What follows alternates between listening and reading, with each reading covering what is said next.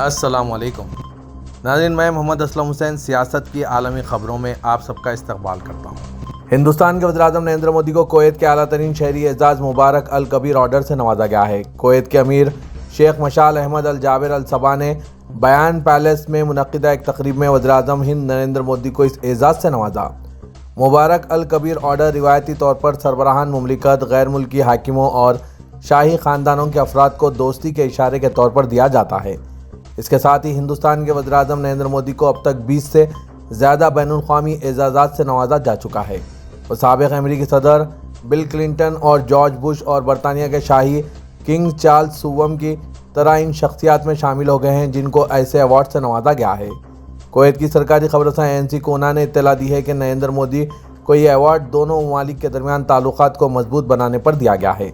ہندوستان کے وزیراعظم نریندر مودی ہفتے کو 2 روزہ دورے پر کویت پہنچے، جو 43 سالوں میں کسی ہندوستانی وزیراعظم کے ذریعے اس خلیجی ملک کا پہلا دورہ ہے۔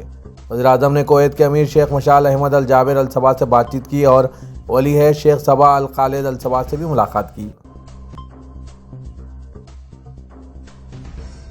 عیسائیوں کے روحانی پیشوا پوپ فرانسس نے غزہ میں اسرائیلی بمباری کو جنگ نہیں ظلم قرار دیا۔ غیر ملکی میڈیا کے مطابق غزہ میں اسرائیلی بمباری کے نتیجے میں ایک ہی خاندان کے 7 بچوں سمیت 10 افراد گزشتہ روز شہید ہو گئے تھے۔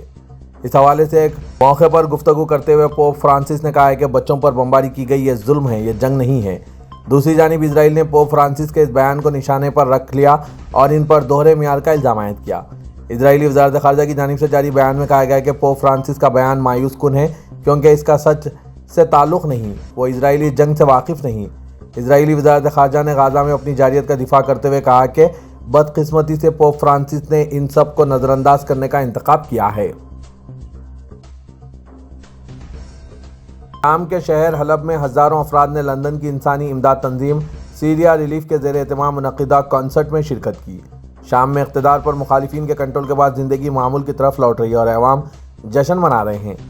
سیریا ریلیف امدادی تنظیم کے زیر اہتمام منعقدہ کنسرٹ تقریباً 4 گھنٹے جاری رہا اور اس میں شام کے معروف گلوکار یحییٰ حوا نے اپنے فن کا مظاہرہ پیش کیا۔ کنسرٹ میں شریک ہزاروں افراد نے جی بھر کے لطف اٹھایا اور انقلابی و مزاحمتی ترانے گائے۔ کنسرٹ کا مقام شامی پرچموں سے سجا ہوا تھا اور کنسرٹ نہایت پرامن شکل میں مکمل ہوا۔ قطر نے تقریباً 13 سالہ وقفے کے بعد اپنا دمشق سفارت خانہ دوبارہ سے کھول دیا ہے۔ شام کے دارالحکومت دمشق میں سفارت خانہ کھلنے کے بعد عمارت پر قطر کا پرچم لہرایا گیا۔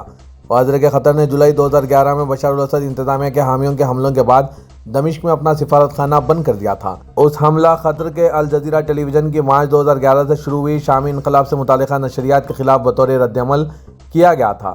شام میں مخالف گروپ نے 27 نومبر کو حلب کے مغربی دیہی علاقے میں اسد فوج کے ساتھ جھڑپیں شروع کی اور 8 دسمبر کو دارالحکومت دمشق پر کنٹرول حاصل کر لیا تھا۔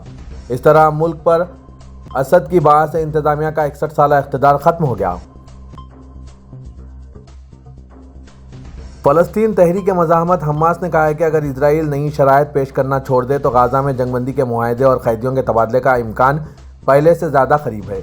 حماس تحریک نے جاری کردہ بیان میں کہا ہے کہ ہم نے غزہ میں جنگ بندی کے معاملے پر بات چیت کے لیے مصر کے دارالحکومت قاہرہ میں فلسطین لبریشن فرنٹ اور فتح تحریک کے رہنماؤں کے ساتھ ملاقات کی ہے۔ بیان کے مطابق ملاقات میں ثالثوں کے ساتھ غزہ میں اسرائیل کے ساتھ جاری جنگ کی صورتحال، جنگ بندی اور قیدیوں کے تبادلے کے معاہدے سے متعلق امور پر تبادلہ خیال کیا گیا اور علاقے میں تبدیلیوں پر بھی غور کیا گیا۔ مذاکرات میں فتح اور پیپلز فرنٹ کے ساتھ غزہ کی انتظامیہ یعنی کمیونٹی سپورٹ کمیٹی کے مسودہ کمیٹی کی تشکیل اور جلد از جلد اس کے اعلان کے لیے عملی اقدامات پر بھی بات چیت کی گئی۔ علاوہ ازیں حماس، فتح اور پیپلز فرنٹ کے رہنماؤں نے فلسطینی عوام پر اسرائیلی حملوں اور جنگ بندی کی مذاکرات کے حوالے سے رابطہ اور تعاون پر بھی اتفاق کیا ہے۔ بیان میں مزید کہا گیا کہ اگر اسرائیل نئی شرائط پیش کرنا چھوڑ دے تو غزہ میں جنگ بندی کے معاہدے اور قیدیوں کے تبادلے کا امکان پہلے سے کہیں زیادہ قریب ہو جائے گا۔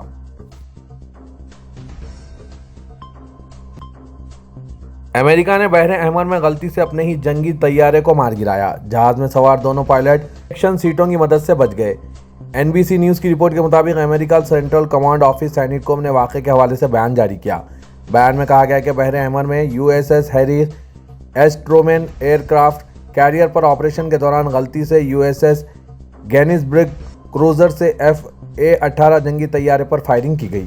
بیان کے مطابق طیارے میں موجود دونوں پائلٹ ایجیکشن سیٹوں کی مدد سے بچنے میں کامیاب رہے، تاہم طیارے سے نکلنے کے دوران ایک پائلٹ معمولی زخمی ہو گیا۔ واقعے کو فرینڈلی فائر کا معاملہ قرار دیا گیا ہے۔ بیان میں کہا گیا کہ واقعے کی تحقیقات شروع کر دی گئی ہے۔ وزیر کے سینٹ کوم نے social media plate form x سے جاری کردہ بیان میں یمنی حوثیوں کے میزائل ڈپو اور کمانڈ اینڈ کنٹرول مرکز پر فضائی حملے کا بھی اعلان کیا ہے۔ جنوبی کوریا نے اسپیس ایکس کے تیار کردہ فالکن 9 راکٹ کے ذریعے تیسرا جاسوس سیٹلائٹ کامیابی کے ساتھ خلا میں بھیج دیا۔ یونیہاب خبر رساں ایجنسی کی خبر کے مطابق جنوبی کوریا وزارت دفاع نے جاری کردہ بیان میں کہا ہے کہ ملک کی تیسری مقامی جاسوس سیٹلائٹ امریکہ کی ریاست کیلیفورنیا میں واقع وائنڈنبرگ خلائی بیس سے فائر کر دی گئی۔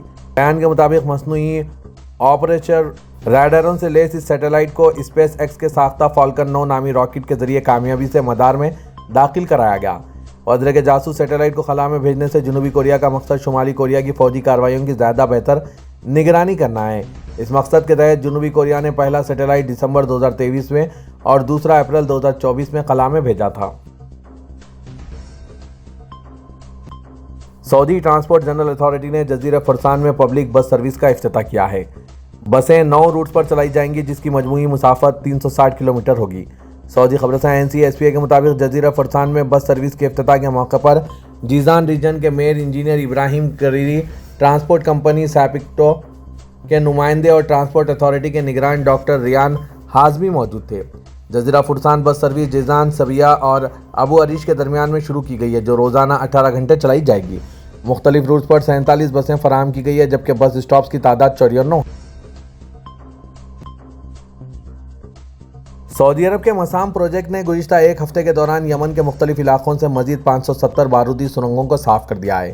عرب نیوز نے SPA کے حوالے سے بتایا کہ شاہ سلمان مرکز برائے امداد و انسانی خدمات کی نگرانی میں مسام پروجیکٹ کی خصوصی ٹیموں نے 2 اینٹی پرسنل بارودی سرنگیں، 508 بغیر دھماکے کی ڈیوائسز، 50 اینٹی ٹینک بارودی سرنگیں اور 10 دیسی ساختہ ڈیوائسز کو تباہ کر دیا۔ مارب، عدن، الجوف، لہج، صنعا، سعدہ، البیضا، شبوہ، حدیدہ اور دیگر علاقوں سے بارودی سرنگیں صاف کی گئی۔ حوثیوں کی جانب سے یمن بھر میں نصب کی گئی بارودی سرنگوں سے بچوں، خواتین اور معمر افراد سمیت معصوم شہریوں کی زندگیوں کو شدید خطرہ لاحق تھا۔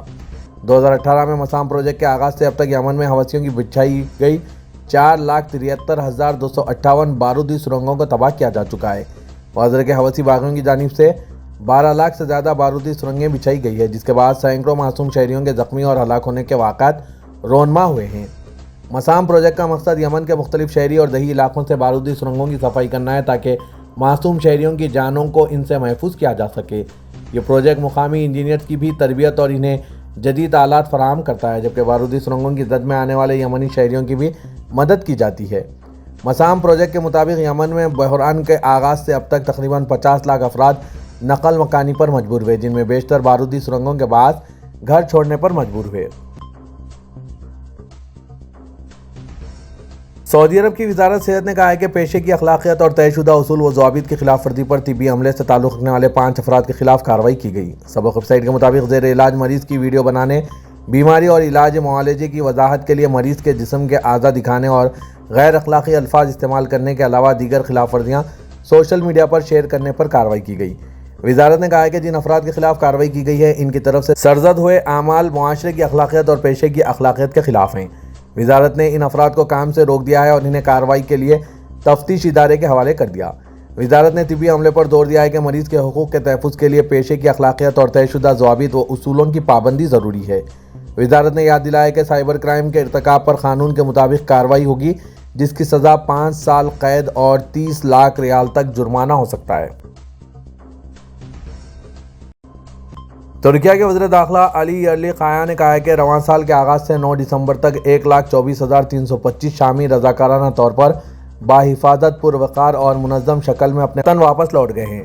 خونیہ سے جاری کردہ بیان میں یرلیقایا نے کہا ہے کہ اس سال 9 دسمبر تک 1,24,325 شامی بھائی رضاکارانہ طور پر باحفاظت، پروقار اور منظم شکل میں اپنے وطن واپس لوٹے ہیں۔ اس عرصے میں رضاکارانہ محفوظ اور منظم واپسی کی ماہانہ اوسطاً 11,000 ہے۔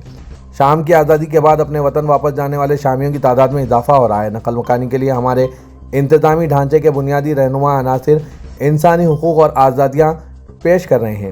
انہوں نے کہا کہ داخلی سلامتی کے معاملے میں ہم عام جرائم سے لے کر دہشت گرد تنظیموں، منظم جرائم کے گروہوں سے لے کر منشیات فروشوں اور سائبر حملہ آوروں تک ترکیہ کے امن و امان کے لیے تمام خطرات کے خلاف مضبوط موقف اختیار کیے ہوئے ہیں۔ پاکستان میں اپوزیشن کی بڑی جماعت تحریک انصاف سے مذاکرات کے لیے وزیراعظم پاکستان شہباز شریف نے اسپیکر قومی اسمبلی کی تجویز پر حکومتی اتحاد کے ممبران پر مشتمل مذاکراتی کمیٹی تشکیل دی ہے۔ آج اتوار کو پاکستان کے وزیراعظم کے دفتر سے جاری کیے گئے بیان کے مطابق مذاکراتی کمیٹی میں نائب وزیراعظم پاکستان اسحاق ڈار، رانا ثناء اللہ خان اور سینئر عرفان صدیقی شامل ہیں۔ حکومت کی جانب سے مذاکراتی کمیٹی میں اتحادی جماعتوں کے رہنماؤں کو بھی شامل کیا گیا۔ بیان میں کہا گیا کہ کمیٹی میں راجہ پرویز اشرف، نوید قمر، ڈاکٹر خالد مقبول صدیقی، علیم خان اور چودھری صالح حسین شامل ہوں گے۔ وزیراعظم کے دفتر سے جاری بیان میں مزید کہا گیا کہ گزشتہ رات چیئرمین تحریک انصاف بیرسٹر گوہر نے اسپیکر قومی اسمبلی سے مذاکرات کے لیے اپنا کردار ادا کرنے کی استدعا کی تھی۔